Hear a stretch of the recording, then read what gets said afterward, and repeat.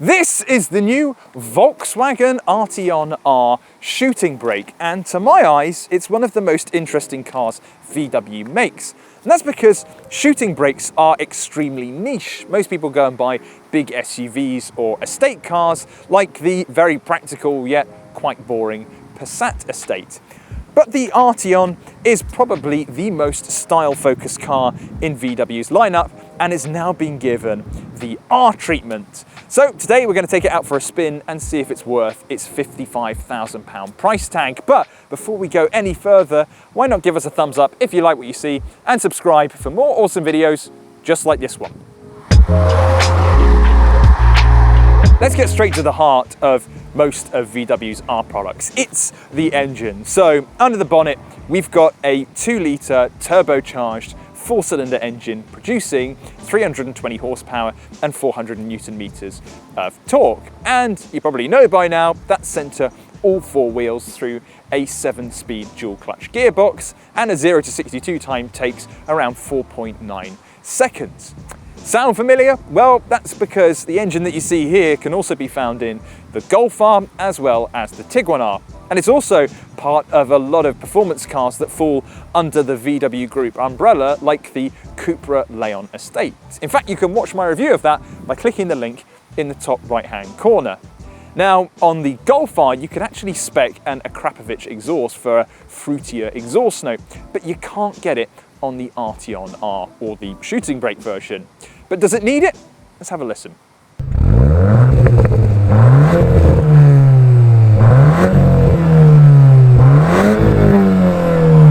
Not only will it be faster in a straight line, but the Arteon R shooting brake should be better in the corners too, thanks to a raft of chassis upgrades. For instance, we've got new sportier adaptive dampers, which not only lower the ride height by 20 millimeters, but you can also adjust them on the fly to either slacken or stiffen up the ride.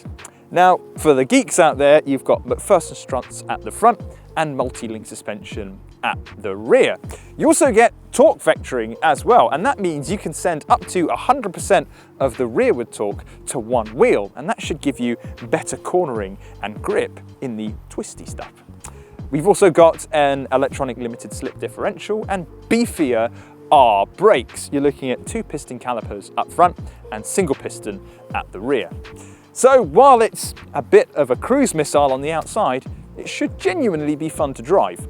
Prices for the standard Arteon shooting brake elegance start at around £36,000, but the R version commands a serious premium at just over £53,000, and that's before you start adding on all the options, and there is quite a hefty options list. Now, it does sound like a lot of money, but it's actually priced to compete with the likes of the Peugeot 508 PSE, which itself is a very expensive car, but allows you some electric-only running as it's a PHEV, something you don't get on the Arteon R. And if you want to watch my review of the Peugeot, why not click the link in the top right-hand corner. But if you head over to yesauto.co.uk, you can find plenty of deals on new and nearly new Arteon R shooting brakes. And I've actually found one here for about £45,000, and it's only got 1,000 miles on the clock. So you don't have to pay full price if you don't want to. And can we just talk about the way this thing looks? Because in my opinion, this is the best looking car VW currently makes, especially as a shooting brake. And it's all helped as well with all the R design touches that we've got on here. For instance, there's a new front bumper design, which is much more aggressive than what you get on the standard Arteon and also the R line too, with gloss black elements and these really big vents down here, which are actually real and feed air both around the bumper here, but also into the brakes. The lower sides of the car are body colored, whereas on other Arteons, they have chrome trim. And also these are the optional 20-inch wheels, but as standard, they come as 19s.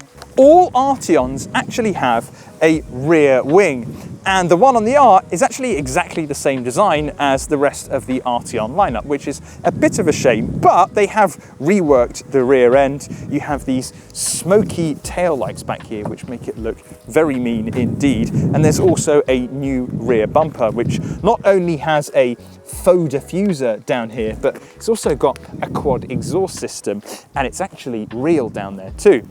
Topping it all off, we have an R badge in the middle of the boot. And for those that are wondering, you've got 565 litres in the back here, which is exactly the same as the regular Arteon.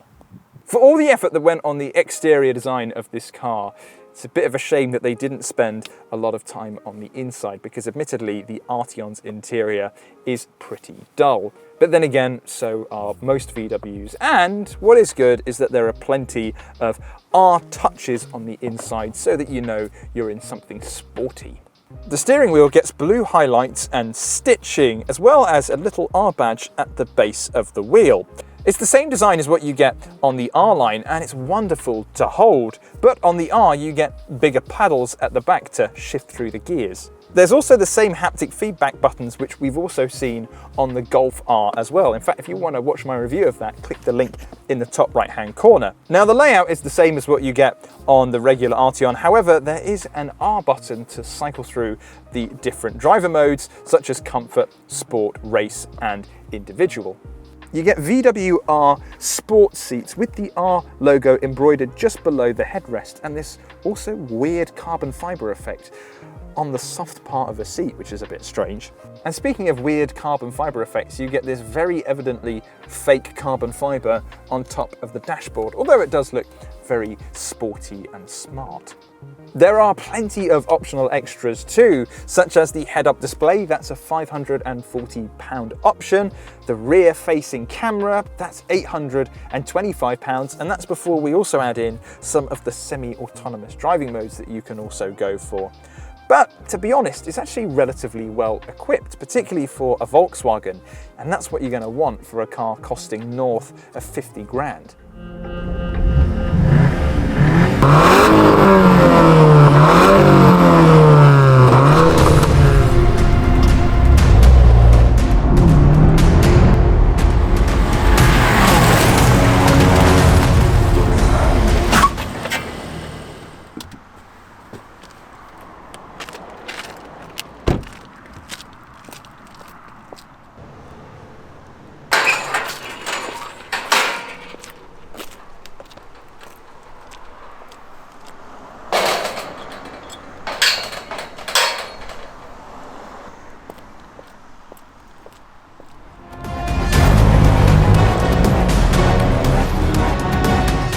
Now, when I got into the Arteon R for the first time, I kind of thought it was going to drive like every other VW R product because, well, they're all really very similar. However, there is a slight difference between this and something like the new VW Golf R. But let's start off with the similarities, and one of them is really critical in my book, and it's the way this thing turns. We've got a big, long car here, but not only is the steering really very responsive and makes the car feel remarkably agile, but there's a nice weight to it that I just don't get really in many other VW products. In some ways, it drives a bit like a computer game, a little bit dead in the middle and then kind of tightens up the more lock you wind on. But having that nice weight there kind of makes it feel a bit sportier and also more intuitive. The other similarity it has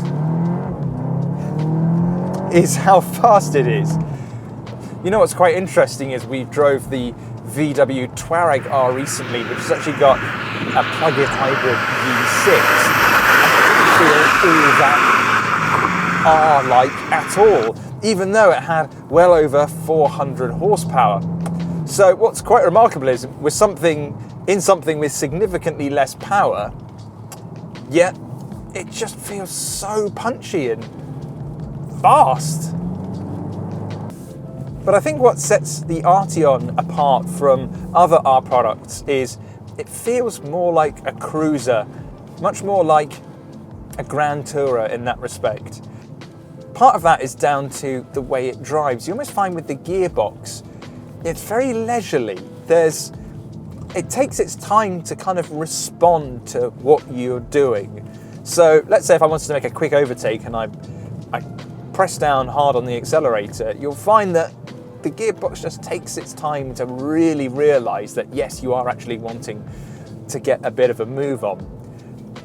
Now, I have been with this car for a while now, so the gearbox should have learned what my kind of driving style is, and yet still I often feel like I'm caught out, and it's almost like having the worst turbo lag in the world, of where you go to make an overtake and you're just left hanging. Also, the ride is a really mixed bag because it feels really comfortable for the most part, and that's primarily down to the suspension. So I've even got it in sport mode at the moment, so if I turn it into comfort, you can feel that it becomes a lot more relaxed and a lot smoother. You can tell the dampers are doing a really great job of absorbing the bumps in the road. However, because we've got the 20-inch wheels here, you find that there's a lot of shock that comes through the car. So really, if you're looking at getting an Arteon R, I'd recommend going for the 19s, because I think they're just going to give you a better ride. I think if you had those smaller wheels, this car would drive much better. Back to things I like, and one of them is the optional travel assist. Now what this does is it uses lane keep assist along with adaptive cruise control to basically give you your own form of autopilot. And so when you activate it, what it'll do is do all of the steering, accelerating and braking for you. Now, you've got to keep your hands on the wheel still and stay focused, but it just takes some of the stresses of driving off when you're doing a long motorway journey, and I really do think it's kind of a critical thing to go for. That being said, it can get confused. So sometimes if you're in a 50 limit and there's a turn off which says it's a 30, it'll read that and then adjust your speed accordingly, which can be quite infuriating. But admittedly, that's not something exclusive to Volkswagen. I've seen it on plenty of other car makers too. But there is a separate climate control panel, and yes, while it's all done with sliders and touch controls, which are quite annoying and don't have haptic feedback like you do on the steering wheel, they are partly illuminated, so it's definitely a step up in what you get in the likes of a VW Golf, if still not very intuitive. So the Arteon R, I think on the whole, kind of fulfills the R brief really well. It's stonkingly fast, feels sporty on the inside, and genuinely is actually really fun to drive. What I think will hold some people back though is the jitteriness of the drive if you go for those 20-inch alloy wheels. And yes, the gearbox does feel a little bit dim-witted, but if you like the look of the Arteon and you can look past the relatively dull interior, the Arteon R is definitely the car for you. And especially when you compare it with its rivals, there aren't many, but the 508 PSE is one. Yes, that gives you some electric-only running, but I think the build quality of the VW and that accessible performance, which you don't really get in the 508, just means that this has the edge, even though they're both very expensive cars. And while they are expensive, you don't have to pay full price for one, because we've got lots of deals over at yesauto.co.uk. So now might be a great time to pick up a nearly new Arteon R.